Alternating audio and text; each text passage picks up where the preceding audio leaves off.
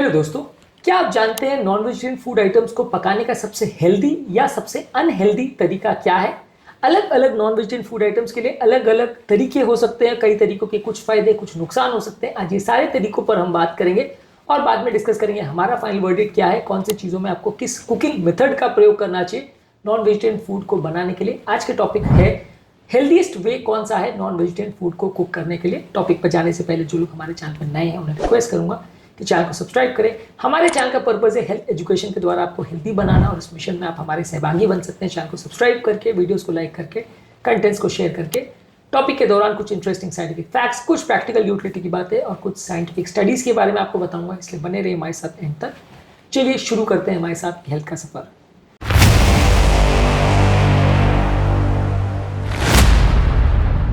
क्या आप अपने घर में चिकन को फ्राई करके या ग्रिल करके खाना पसंद करते हैं?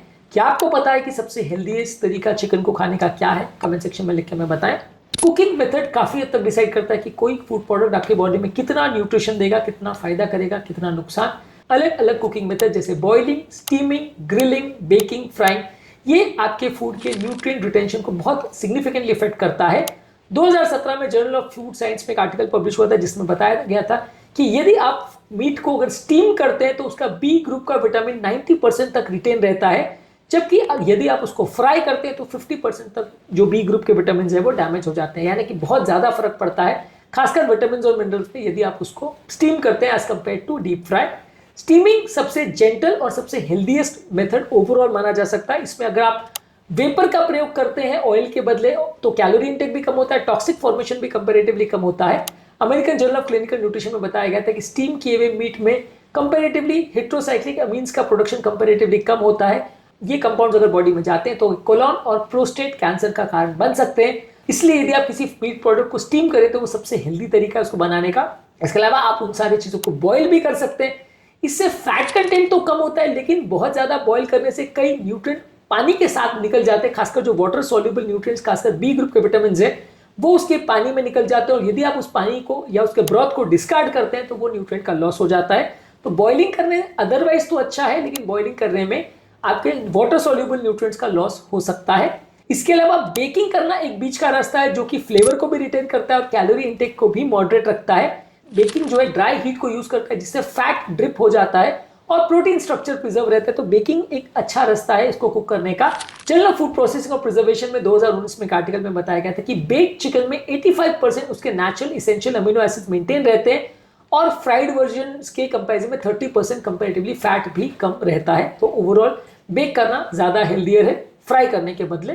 इसके अलावा ग्रिल यदि आप करते हैं तो उसमें फ्लेवर तो रिटेन रहता है, लेकिन अगर बहुत ज्यादा ग्रिल कर दिया या ज्यादा पका दिया तो उसमें खासकर अगर टेम्परेचर 300 डिग्री सेंटीग्रेड से ज्यादा होता है तो हेटेरोसाइक्लिक अमीन्स और पीएएच जैसे कार्सिनोजेनिक कंपाउंड्स बनते हैं जो कि 30% तक कोलोरेक्टल कैंसर के रिस्क को बढ़ा सकते हैं, ऐसे आर्टिकल में दिखाया गया है। तो ग्रिल करना वैसे तो हेल्दी है, लेकिन इससे कैंसर वाले तत्व बन सकते हैं, तो इसको ज्यादा नहीं प्रयोग करना चाहिए खासकर हाई टेम्परेचर पे।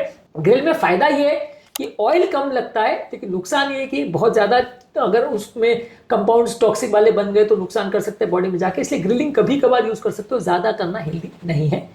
फ्राइंग करना सबसे लीस्ट हेल्दी है क्योंकि इसमें ऑक्सीडाइज फैट्स और ट्रांस फैट्स अब्सॉर्ब हो जाते हैं, बहुत ज्यादा कैलोरी ऐड हो जाता है। तो ओवरऑल हार्ट डिजीज का रिस्क 28% तक बढ़ सकता है यदि आप नॉन वेजिटेरियन फूड आइटम्स को ज्यादातर अगर फ्राई करके लेते हैं तो अच्छा, इसमें नुकसान ज्यादा होता है। मैरिनेट करने से और टेम्परेचर कंट्रोल करके आप किसी भी चीज को हेल्दियर बना सकते हैं। मैरिनेट करने में आप उसमें लेमन, हर्ब्स, दही और हल्दी का प्रयोग कर सकते हैं, जो ओवरऑल कुकिंग करने से पहले यदि आप इसको प्रयोग करते हैं तो कार्सिनोजेनिक कंपाउंड जो है वो लगभग 90% तक कम हो सकते हैं। और यदि आप उसके टेम्परेचर को 200 डिग्री सेंटीग्रेड से कम रखते हैं कुक करने के दौरान तो न्यूट्रिएंट्स के खराब होने के चांसेस को कंपैरेटिवली ये कम करता है। यदि आप मीट को एयर फ्राई करते हैं तो ये उसको क्रिस्प तो बनाता है बिना ऑयल यूज किए, तो ओवरऑल 75% फैट कम यूज होता है डीप फ्राइड चिकन में as compare to same chicken को यदि आप डीप फ्राई करके बनाते हो। तो ये ऑयल कंजम्पशन के हिसाब से एयर फ्राई करना ठीक माना जाता है, लेकिन इसमें भी फूड प्रोडक्ट थोड़ा चार हो सकता है, तो इसमें खराब कंपाउंड्स बन सकते हैं क्योंकि इसमें टेम्परेचर काफी ज्यादा यूज होता है। इसके अलावा स्लो कुकिंग और प्रेशर कुकिंग यदि आप करते हैं तो न्यूट्रिएंट प्रिजर्व रहता है। लोअर टेम्परेचर को लंबे समय तक अगर आप यूज करते हैं तो न्यूट्रिएंट प्रिजर्व होने के चांस ज्यादा अच्छे हैं। यदि आप फूड मटेरियल्स को माइक्रोवेव करते हैं तो ये फास्ट है, लेकिन इसकी जो हीटिंग है वो अनइवन है, यानी कहीं कम कहीं ज्यादा, और ये कुछ सेंसिटिव विटामिन जैसे फोलेट को डिग्रेड करता है, तो इसलिए माइक्रोवेविंग अच्छा है लेकिन बेस्ट तरीका नहीं है। फाइनली ऐसा आप मान सकते हैं, या इस मामले में हमारा फाइनल ओवरऑल वर्डिक्ट ये है कि स्टीमिंग सबसे अच्छा है, उसके बाद बेकिंग, उसके बाद ब्रॉयलिंग, उसके बाद एयर फ्राइंग, उसके बाद ग्रिलिंग, और सबसे खराब है डीप फ्राई करना यानी ऑयल फ्राई करना। यानी सबसे हेल्दी स्टीमिंग है और सबसे खराब इसमें डीप फ्राई करना है नॉन वेजिटेरियन फूड आइटम्स को। ओवरऑल यदि आप लो टेम्परेचर में मॉइस्चर बेस्ड कुकिंग करते हैं जैसे स्टीमिंग और बेकिंग करते हैं तो ये न्यूट्रिएंट को सबसे अच्छा रिटेन करता है। हाई टेम्परेचर पे यदि आप उसको कुक करते हैं तो प्रोटीन्स भी डीनेचर होते हैं, कार्सिनोजेनिक कंपाउंड्स बनते हैं, ऑक्सीडाइज फैट बनते हैं, तो ये उसको सबसे ज्यादा नुकसानदायक बना देता है। इसके अलावा कुछ बोनस एक्स्ट्रा टिप्स भी आपको बताता हूं। यदि आप मीट को रिपीटेडली रीहीट करते हैं तो उसका ऑक्सीडेटिव कंपाउंड्स बढ़ जाते हैं और वो ज्यादा नुकसान करते हैं। यदि आप मीट को एंटीऑक्सीडेंट जैसे गार्लिक यानी लहसुन और रोजमेरी के साथ अगर हीट करते हैं तो उसके हार्मफुल हिट्रोसैलिक कंपाउंड्स बनने का चांसेस 70% तक कम हो सकता है। इसके अलावा फिश को जब आप कुक करते हैं तो मॉडरेट हीट में करिए तो उसके ओमेगा 3 फैटी एसिड जो है रिटेन रहते हैं। हाई हीट में यदि आप उनको अगर कुक करते हैं या डीप फ्राई करते हैं तो 90% तक ओमेगा 3 फैटी एसिड डिस्ट्रॉय हो जाते हैं। यानी फिश को खा रहे हैं तो उसको डीप फ्राई नहीं करना है। इसके अलावा अगर आप स्टीम कुक चिकन लेते हैं तो उसकी वाटर बाइंडिंग कैपेसिटी बेटर रहती है और उम्र दराज और कार्डियक पेशेंट के लिए वो ज्यादा अच्छा माना जाता है। इसके अलावा यदि आप फूड प्रोडक्ट को बेक और स्टीम करते हैं तो डायबिटिक पेशेंट्स के लिए वो ज्यादा अच्छा है क्योंकि उसमें एडवांस ग्लाइकोसाइलेटेड एंड प्रोडक्ट्स कम बनते हैं, तो डायबिटिक पेशेंट्स के लिए वो ज्यादा अच्छा है। यदि आप मीट में एसिडिक मैरिनेट जैसे नींबू और विनेगर का प्रयोग करते हैं तो वो टेस्ट भी इंप्रूव करता है और उसके अंदर के कीटाणुओं को भी कम करता है, जिससे फूड सेफ्टी बढ़ जाती है।